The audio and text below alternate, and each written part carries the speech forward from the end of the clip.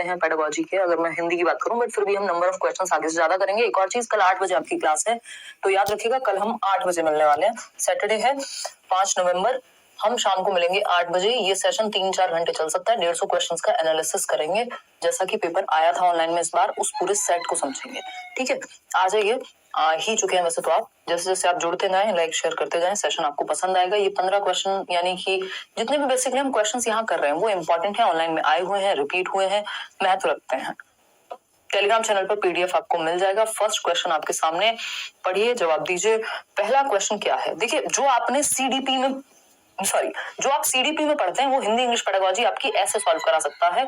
कुछ 2-4 ही टॉपिक हैं जो प्लेलिस्ट में बनी हुई है, और अभी मैं आपको मंडे को एक प्लान दे दूंगी जिसमें हम लोग किस तरह से कंटेंट प्लस क्वेश्चंस करने वाले हैं। इस 1 महीने में चीजें आपको टेंशन नहीं लेनी, मतलब पेपर आपका निकल जाएगा।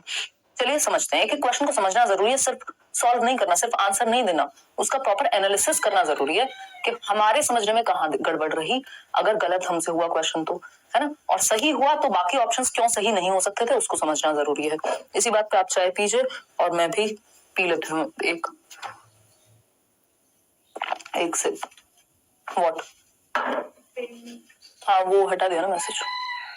ठीक है, चलिए आगे। बहुत बढ़िया। क्वेश्चन नंबर 1 कहता है 60%, 79% लोग डी ऑप्शन कह रहे हैं। चलिए समझते हैं। भाषा शिक्षक के रूप में निम्नलिखित, आप लोग स्मार्ट हो गए हैं, सही उत्तर देने लग गए हैं।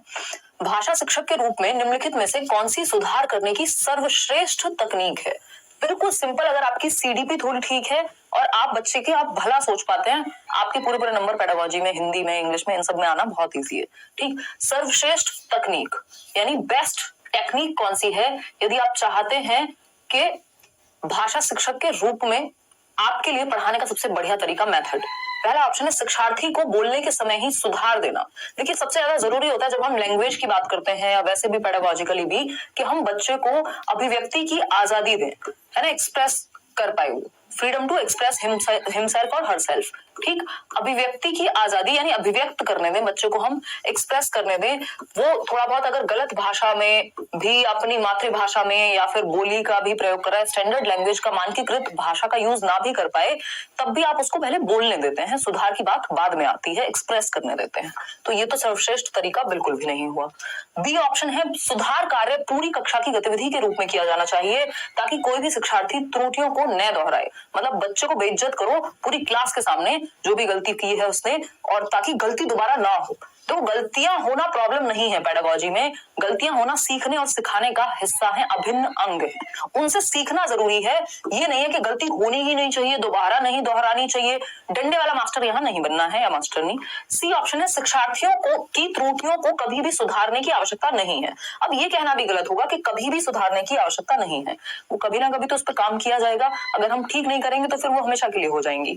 डी ऑप्शन है शिक्षक त्रुटियों का विश्लेषण करे, यानी एनालाइज करें। ये हम सीडीपी में भी कई क्वेश्चन इस तरह के कर चुके हैं, बाल विकास में भी, जहां हम ये कहते हैं, क्वेश्चन में खुद पूछा जाता है कि क्यों जरूरी है एरर्स को एनालाइज करना। तो एरर्स को एनालाइज करना, भाई फेल हुए तो क्यों हुए, सारे सब्जेक्ट उठा के देख रहे हैं कहां गड़बड़ रही, कहां स्कोर कम रहा, किस टॉपिक को समझने में दिक्कत रही। ठीक, तो शिक्षक त्रुटियों का क्या करे, विश्लेषण करे, एनालिसिस करे, और उनके पैटर्न को पहचानने, यानी एक तरह की किस पैटर्न पे गलतियां हो रही है, यानी किन टॉपिक्स में बच्चे को दिक्कत आ रही है, ठीक, को पहचानने के पश्चात उन्हें पढ़ाए तथा शिक्षार्थियों को उन त्रुटियों के बारे में स्पष्ट करे। ये बात बिल्कुल सही है, कंप्लीट आंसर है। पुराने समय में एक बात होती थी कि भैया अगर आपको पेडागोजी में सही उत्तर पहचानना है तो जो सबसे बड़ा लगे उसको आंसर मार्क कर दो। हालांकि ये बात बिल्कुल भी सही नहीं है, कुछ हद तक सही कह सकते हैं, क्योंकि आज की डेट में सारे क्वेश्चंस लेंदी होते हैं और जरूरी नहीं है जो बड़ा है वही सही है, बट वो यहाँ बात लागू होती है कुछ परसेंट केस में। ठीक, तो हम यहाँ पे क्या समझे कि शिक्षक त्रुटियों का विश्लेषण करे, यानी एक तो एनालाइज करना जो भी गैप है, यही तो डायग्नोस्टिक टीचिंग है ना। डायग्नोस्टिक मतलब डायग्नोज करना, उपचारात्मक अधिगम, कि आप पता करें, है ना, निदानात्मक अधिगम कहते हैं, मतलब आप निदान करें, प्रॉब्लम का पता लगाएं, एनालाइज करें और फिर पुनः पढ़ाना, यानी रेमेडियल टीचिंग, रीटीच करें फिर उस चीज को। तो ये जरूरी है, ये कंप्लीट आंसर है, D option is the right answer. Question number 2 पर चलेंगे। आज सबके 15 आउट ऑफ 15 आने चाहिए, आसान है, क्योंकि जब आप इतने दिनों से मेरे साथ सीडीपी समझ रहे हैं तो मैं ये बिल्कुल मान के चल रही हूँ कि आपको ये समझने में दिक्कत नहीं होगी। ठीक है ना। एक बार आ जाइए, थोड़ा और जूम इन कर लेते हैं, क्योंकि आज तो बाइलिंगुअल भी नहीं है क्वेश्चन, आज सिर्फ हिंदी में है, क्योंकि हम हिंदी पेडागोजी यानी शिक्षण शास्त्र कर रहे हैं हिंदी भाषा का। देखिए, समझिए, जानिए और जवाब दीजिए।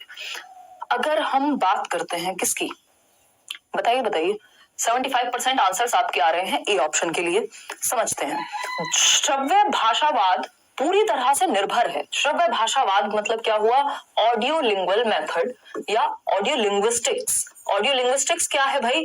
कि भाषा को ऑडियो के माध्यम से सीख रहे हैं आप, ठीक? या ऑडियो लिंगुअल मेथड भी एक मेथड होता है जिसमें सुन करके बच्चा सीखेगा चीजें। अब ये रेडियो हो सकता है, अब ये कोई और ऐसी श्रव्य सामग्री हो सकती है।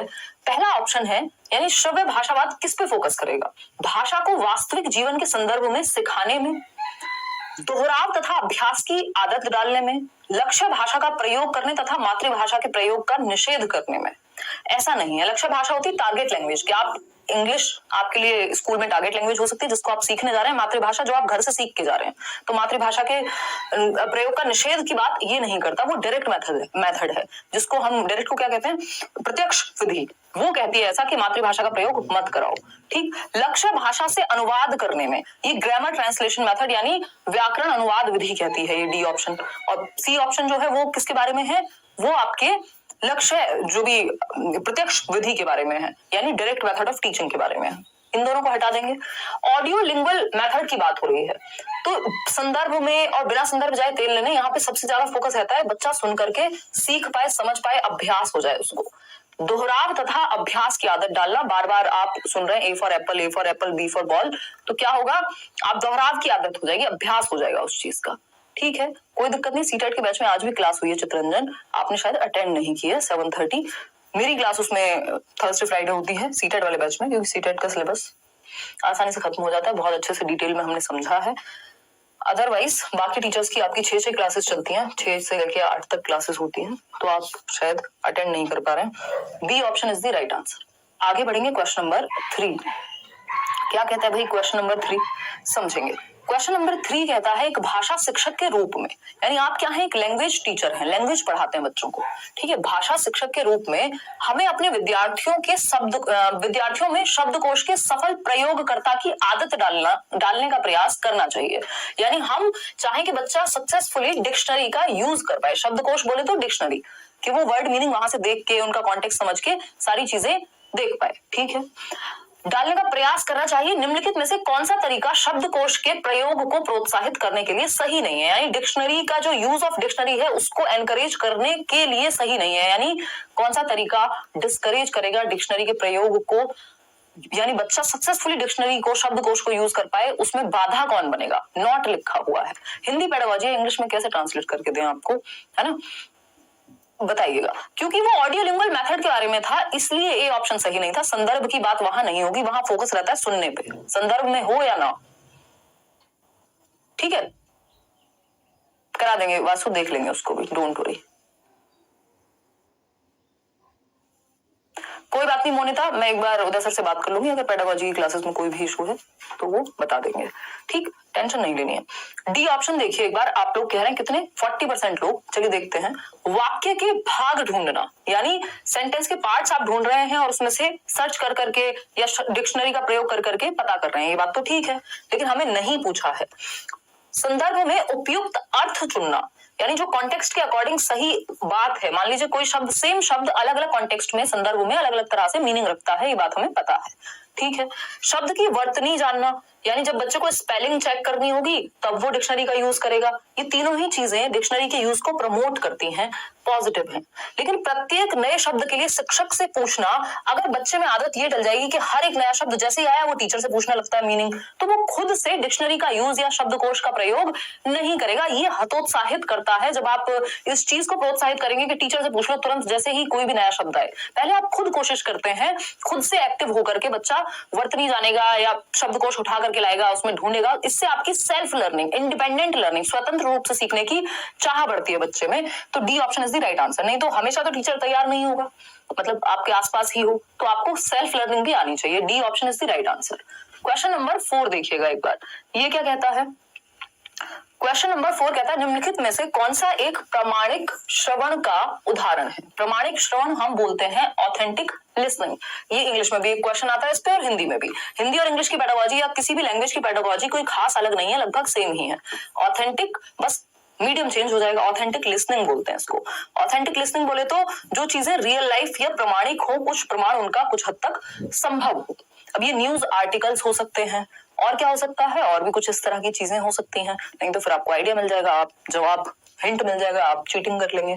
सस्वर पठन। सस्वर पठन होता है सुर लय ताल के साथ। जब आप कोई कविता गा रहे हैं या पढ़ रहे हैं कोई और इस तरह के लय के साथ, सुर के साथ, ताल के साथ, तो सस्वर पाठन जरूरी नहीं है कि एक ऑथेंटिक मटेरियल होगा। ऐसी कोई काल्पनिक कविता हो सकती है, तो इसको ऑथेंटिक हम नहीं कहेंगे। कहानी सुनना, कोई भी कहानी इमेजिनरी कल्पना शीलता वाली हो सकती है, जरूरी नहीं है वो फैक्ट ही हो या ऑथेंटिक ही हो, रियल लाइफ से जुड़ी हुई ही हो, जरूरी नहीं है। गीत गाना, गीत गाना भी अपने आप में कल्पनाशील एक्टिविटी ज्यादा है। ऑथेंटिक लिसनिंग में या तो हम कोई न्यूज आइटम की बात करते हैं या फिर रेडियो पर कोई प्रसारण भी इसका उदाहरण हो सकता है। अब अगेन ऐसा नहीं है कि रेडियो पर जितने भी प्रसारण हो रहे हैं वो सब ऑथेंटिक हैं, बट हाँ, इन सब में से रेडियो प्रसारण एकमात्र ऐसा सही उत्तर है जहां पर ऑथेंटिक लिसनिंग के चांसेस ज्यादा हैं, ऑथेंटिक चीजें आपको ज्यादा मिलेंगी। ठीक, तो ऑथेंटिक लिसनिंग का जो एग्जांपल है वो यहाँ रेडियो प्रसारण है। बाकी न्यूज आर्टिकल वगैरह भी ऑथेंटिक मटेरियल्स में आते हैं। C option is the right answer. Question number 5 पर चलेंगे, पढ़िएगा। भाषा शिक्षक के रूप में हमें व्याकरण का डैश ज्ञान होना चाहिए। मतलब जब आप एक लैंग्वेज टीचर हैं तो आपको व्याकरण का कैसा ज्ञान होना चाहिए, ये पूछा है हमसे सिंपल भाषा में। बताइएगा, हल्का सा इसको जूम आउट कर देते हैं। देखिए, जूम आउट किया हमने। भाषा शिक्षक के रूप में हमें व्याकरण का डैश ज्ञान होना चाहिए। अव्यक्त तथा व्यक्त, यानी जो व्यक्त किया जा सके, एक्सप्रेस किया जा सके, और जो व्यक्त ना किया जा सके, दोनों तरह का। चलिए, पॉजिटिव है। सुस्पष्ट, ये भी बुरा नहीं है, लेकिन हमें क्या चाहिए, बेस्ट ऑप्शन चाहिए 4 ऑप्शंस में से। अव्यक्त तथा सुस्पष्ट दोनों, ये थोड़ा बेटर लग रहा है। विस्तृत, विस्तृत ज्ञान हो, ठीक है, ये भी अच्छा है। तो ये देख लो, पेडागोजी का यही खेल है। 4 ऑप्शन सही है, कोई भी ऐसा ऑप्शन नहीं है जो नेगेटिव हो या जिसको हम सिरे से नकार दें, बट हमें क्या चाहिए, बेस्ट ऑप्शन, है ना। यहाँ वर और वधु की तलाश चल रही है, ये याद कर लेना। मतलब जब आप ऑप्शंस में सेलेक्ट करते हैं पेडागोजी में स्पेशली, तो बेस्ट जो आपके अनुसार बेस्ट हो। अब यहाँ पे इनके अनुसार भी चलना पड़ेगा, जो बच्चे के लिए बेस्ट हो, ठीक है। बाकी सब में जो कॉम्प्रिहेंसिव हो, या तो बाकी ऑप्शंस को अपने अंदर समाहित करता हो या फिर उन सब में क्लियरली बेस्ट हो, ठीक है। तो ये अव्यक्त तथा सुस्पष्ट दोनों, यानी जो इम्प्लिसिट है, जो व्यक्त नहीं किया जा सकता वो भी, और जो मतलब जो मीनिंग जो है छिपा हुआ है, हिडन मीनिंग है वो भी, और सुस्पष्ट यानी क्लियर भी होनी चाहिए। जो नॉलेज है वो सुस्पष्ट भी हो, और अव्यक्त जो बातें डायरेक्टली कही जा रही वो भी समझ ले टीचर, और इनडायरेक्ट वाली तो समझ ली। तो सुस्पष्ट में तो डायरेक्टली व्यक्त अपने आप आ जाएगा, तो इसलिए इस ए से ऑप्शन ज्यादा बेटर है, सी। तो सही उत्तर क्या हुआ, सी ऑप्शन, जो कि 54% लोग दे पा रहे हैं। आगे बढ़ेंगे क्वेश्चन नंबर 6 पर। क्वेश्चन नंबर 6 क्या कहता है, देखिए सीडीपी अगर आप अच्छे से कर लेते हैं, इसीलिए कहा जाता है कि बाकी सब्जेक्ट में उतनी तकलीफ आपको फिर नहीं होती है। खैर, हम सारे ही सब्जेक्ट करेंगे जो भी इंपॉर्टेंट है, जहां पे भी पेडागोजी है। निदानात्मक परीक्षण यानी डायग्नोस्टिक टेस्ट, क्या है ये, डायग्नोस्टिक टेस्ट। इंग्लिश में भी यही क्वेश्चन पूछेगा, बस लैंग्वेज चेंज कर देगा, वहां इंग्लिश में पूछ लेगा, ठीक, क्योंकि ज्यादातर टॉपिक्स जो है वो कॉमन है। समझ पा रहे हैं हम लोग? बहुत बढ़िया। तो डायग्नोस्टिक परीक्षण यानी निदानात्मक परीक्षण निदान के लिए होता है। जब आपको बुखार हो तो आप टेस्ट कराने जाते हैं एक लेबोरेटरी में, या जिनको हम डायग्नोस्टिक लैब्स बोलते हैं, कि भाई 4 दिन से बुखार है, उतर नहीं रहा, नॉर्मल दवाई से पता करेंगे क्या हुआ है, मलेरिया है क्या है, तो वो ब्लड निकालेंगे, आपका टेस्ट करेंगे, डायग्नोस करेंगे कि प्रॉब्लम आपको है क्या, उस हिसाब से फिर रेमेडी दी जाएगी यानी दवाई दी जाएगी। ऐसे ही टीचिंग में होता है, पहले आप प्रॉब्लम का पता लगाते हैं निदानात्मक परीक्षण से। आपने एक टेस्ट लिया बच्चे का, अब आप जान रहे हैं कि उसको प्रॉब्लम आखिर है कहां पर, गैप कहां है, फिर उसके बाद आप रेमेडियल टीचिंग देते हैं, जिसको हम उपचारात्मक शिक्षण कहते हैं। तो डायग्नोज करने के बाद हमेशा रेमेडियल टीचिंग हमेशा डायग्नोस्टिक के बाद दी जाएगी, ये बात हमें याद रखनी है। क्वेश्चन इस पे 100% आता है, और सिर्फ यहाँ हिंदी या इंग्लिश या सीडीपी में नहीं, मैथ्स, पेडागोजी, ईवीएस सब जगह आता है। उपचारात्मक शिक्षण जो है वो निदान के बाद दिया जाएगा, ठीक। ये बेसिक कॉन्सेप्ट है जो हमें पता होना चाहिए, ठीक। शिक्षण अधिगम के समय और अंतराल पर, यानी निदानात्मक परीक्षण की जो सफलता है वो इस पे निर्भर करेगी कि कितनी देर सीखा गया। देर पे नहीं, जितना भी सीखा गया वो किस हद तक सही है, कमी कहाँ है, ये ड्यूरेशन के बारे में बिल्कुल नहीं है। व्याकरण के नियमों पर, सिर्फ व्याकरण पढ़ते हैं क्या हम, जी नहीं। संदर्भ में वो भाषा को सीख पाया कि नहीं सीख पाया। फिर है सी ऑप्शन, निदानात्मक शिक्षण तथा सामग्री पर, यानी जो रेमेडियल टीचिंग हुई है और उसमें क्या मटेरियल यूज किया है। मे बी मटेरियल कोई भी वैसे यूज हुआ हो बट रेमेडियल टीचिंग ठीक होनी चाहिए। फिर भी ये इतना नेगेटिव नहीं है जितने बाकी के दो ऑप्शन नेगेटिव हैं। चलो इसको रख लेते हैं डाउट में, क्योंकि दो ऑप्शन में जनरली डाउट आ ही जाता है पेडागोजी में। डी ऑप्शन है, अधिगम में पिछड़ने के कारणों को पहचानने पर। डायग्नोस का मतलब ही है आप गैप समझ पाए, कमी रह कहां गई, उसके बाद उसको सुधरवाएंगे। तो अधिगम में पिछड़ने के कारणों को पहचानने पर, इससे ज्यादा बेहतर है ये कि सबसे ज्यादा जरूरी है कि हम कारण पहचान पाए। हम डायग्नोस जो कर रहे हैं, निर्धारणात्मक परीक्षण ले ही इसलिए रहे हैं कि हम समझ पाए कि कमी रह कहां गई है, क्या कारण है उसके पीछे, गैप को फिर हम फुलफिल कर पाएंगे। D option is the right answer. आगे बढ़ेंगे, क्वेश्चन नंबर 7 देखिएगा। क्वेश्चन नंबर 7 क्या कहता है भाई? क्वेश्चन नंबर 7 कहता है, एक बच्चा बच्ची यानी बच्चा या फिर बच्ची विद्यालय में भाषा की कक्षा में अपनी प्रथम भाषा को सीखने में अक्सर समस्या का सामना करते हैं या करता है, क्योंकि समझिएगा फिर से, एक बच्चा है या बच्ची है, जब वो स्कूल में अपनी ही प्रथम भाषा समझ रहे हैं ना, मातृभाषा उसकी फर्स्ट लैंग्वेज, मान लीजिए हिंदी है, और हिंदी मेरे को घर में मैंने सीख ली, बोलना आता है, मैं 6 साल की उम्र में पहली कक्षा में गई, और लेकिन अब जब मैं स्कूल में हिंदी सीख रही हूँ तो मुझे मुश्किल लग रही है। अदरवाइज तो मैं हिंदी में बातें कर लेती हूँ, बातें समझ लेती हूँ, मूवी देख लेती हूँ, कार्टून देख लेती हूँ, और सारी चीजें सही चल रही है, हिंदी तो मुझे आती है। लेकिन जब आप उसको पढ़ने लगते हैं स्कूल में जाके, तो समस्या का सामना करना पड़ता है। इसका रीजन बताइए। इसका सिंपल रीजन क्या होगा? अपनी भाषा को विद्यालय में सीखना रोचक नहीं है। अब रोचक तो टीचर के ऊपर है, वो मेथड अगर अच्छे होंगे तो रोचक तो बनाया जा सकता है। ऐसा थोड़ी है, कोई फैक्ट थोड़ी है, तथ्य थोड़ी है कि रोचक होगा ही नहीं। अगर टीचर ठीक नहीं है तो रोचक नहीं होगा। नोट्स छोटू कल मिल जाएंगे सीडीपी के, मोस्ट प्रोबेबली नहीं, अगर कल नहीं मिले किसी %, क्योंकि कल 3-4 घंटे की क्लास है, नहीं तो मंडे तो आपको नोट्स मिल ही जाएंगे ज्यादातर सब्जेक्ट के, या फिर नेक्स्ट कमिंग वीक में एक दिन करके एक नोट्स आपको मिलते रहेंगे। ठीक है, खैर बी ऑप्शन है, विद्यालयी भाषा घर की भाषा की अपेक्षा अधिक औपचारिक है। बी ऑप्शन 63% लोग सही दे रहे हैं आंसर, जो कि बहुत खुशी की बात है कि विद्यालय भाषा घर की भाषा की अपेक्षा क्या है? औपचारिक है, अधिक फॉर्मल है। अगर हम यहाँ बिल्कुल रोबोट की तरह बातें करेंगे, कभी हंसी मजाक नहीं होगा, है ना, कभी जोक्स नहीं होंगे जो आपके एज ग्रुप को समझ में आते हैं, जिसमें मजा आता हो, तो फिर ये क्लास कैसी हो जाएगी? बहुत औपचारिक हो जाएगी, फॉर्मल हो जाएगी। तो जब हम डेली लाइफ में घर में इस भाषा सीखते हैं तो वो अनौपचारिक होती है, इनफॉर्मल होती है। हमें लगता है अरे ये तो अपना ही बंदा है, अपनी ही बंदी है। मतलब जब हम किसी से मिल रहे हैं, टीचर से, एक वो कंफर्ट की फीलिंग आनी चाहिए। ठीक, तो वो ज्यादा औपचारिक अगर हो जाएगी, ज्यादा रूल्स है वहां पे, नियम कायदे कानून ज्यादा है, प्रॉपर एक पैटर्न है, तो इसलिए कई बार मुश्किल लगती है घर की भाषा से स्कूल की भाषा, चाहे भाषा सेम ही क्यों ना हो। ठीक, क्योंकि वहां आप नियम कायदे कानून, तौर तरीके, टीचर, मेथड्स और बुक वगैरह के थ्रू सीख रहे होते हैं। फॉर्मली लैंग्वेज को औपचारिक ज्यादा है, इसलिए ऐसा होता है। बच्चा या बच्ची अपनी उस भाषा को जानता है या जानती है, तथा विद्यालय में उस भाषा को पुनः सीखने में कोई तथ्य नहीं है। ऐसा नहीं है कि कोई फायदा नहीं है दोबारा सीखने में क्योंकि वो जानता है। भाई बहुत सारे ग्रामर के, व्याकरण के नियम होते हैं, या बहुत सारी बातें होती है भाषा के बारे में। हिंदी आपने सीख ली घर में मातृभाषा के रूप में, बट उसके बारे में जानते आप प्रॉपर कहाँ है? स्कूल में जाकर के। तो विद्या, ऐसा नहीं है कि इसमें कोई फैक्ट नहीं है, आप प्रॉपर सीख पाते हैं भाषा को। विद्यालय में उस भाषा को सीखना कठिन है, ये भी कोई फैक्ट नहीं हुआ। तो बी ऑप्शन जो है वो सही कारण है कि इसलिए कठिनाई होती है क्योंकि ज्यादा फॉर्मल होती है जब आप उस लैंग्वेज को विद्यालय में सीखते हैं। क्वेश्चन नंबर 8 देखिए और पढ़िए, जवाब दीजिए पोल में। ठीक है जी। यार साइंस तो मैं नहीं कराती हूँ, साइंस और एसएसटी, है ना। चलिए खैर, जवाब दीजिए। 21,000 लोग हम लोग जुड़े हुए हैं, सिर्फ 9,100 लोगों ने लाइक किया, तो बाकी के आधे से ज्यादा लोग लाइक शेयर कर दें अगर उनको सेशन पसंद आ रहा हो, समझ में आ रही हो बातें।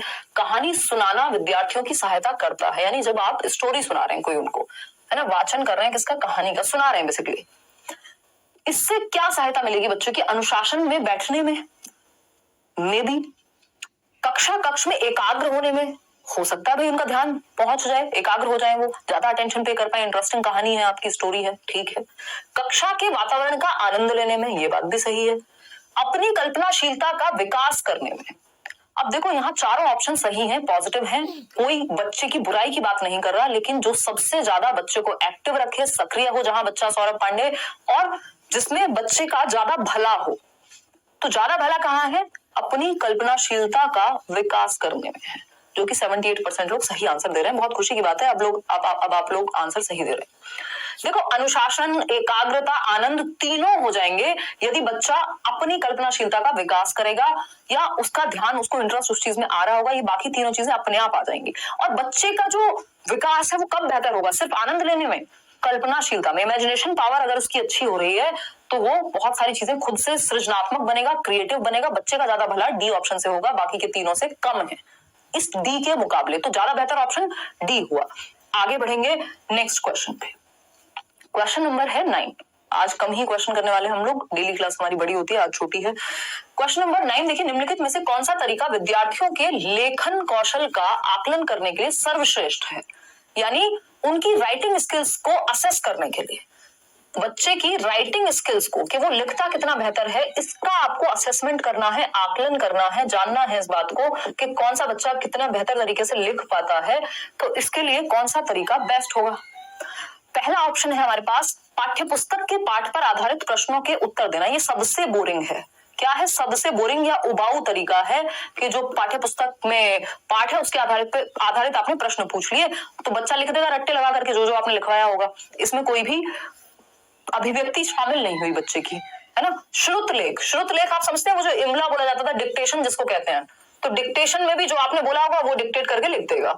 ठीक है, चलो कुछ हद तक पता तो लगेगा यहाँ पे भी, लेकिन ये बेस्ट ऑप्शन नहीं लग रहे। अपने अनुभव लिखना, इससे बढ़िया कोई आंसर नहीं हो सकता कि जब बच्चा अपनी रियल लाइफ, आपने वास्तविक जीवन से जोड़ दिया नॉलेज को, है ना। रियल लाइफ जो उसके अनुभव है, मान लो गर्मियों की छुट्टी में कहीं घूमने गया था, तो अब वो वहां पे सही वर्तनी का भी प्रयोग करेगा। ये आप एक तो उसकी अभिव्यक्ति जांच पाएंगे। सबसे ज्यादा जरूरी है कि आप बच्चे की अभिव्यक्ति जांच पाएं कि वो एक्सप्रेस अपने आप को कितने अच्छे से करता है। तो उसने कैसे लिखा है, उसकी जो लेखन शैली है वो समझ पाएंगे आप, कहाँ कॉमा, कहाँ वर्तनी ठीक यूज हुई है, सारी बातें समझ में आ जाएंगी। और सबसे इंपॉर्टेंट बात, वो अभिव्यक्त कितने अच्छे से करता है आपको, वो आपको समझ आ जाएगा। तो सबसे महत्वपूर्ण जो काम है यहाँ, सर्वश्रेष्ठ जो तरीका है, वो है आपने बच्चे के वास्तविक जीवन से जोड़ दिया उसको। जब आप सबसे ज्यादा सक्रिय बच्चा सी ऑप्शन में है, एक्टिव सी ऑप्शन में है कि अपने अनुभव को लिखेगा वो। सुलेख प्रतियोगिता तो फिर सिर्फ सुंदर सुंदर लिखना भाषा का ज्ञान नहीं होता, जहां वो भाषा की समझ भी विकसित करे। तो सी ऑप्शन इज द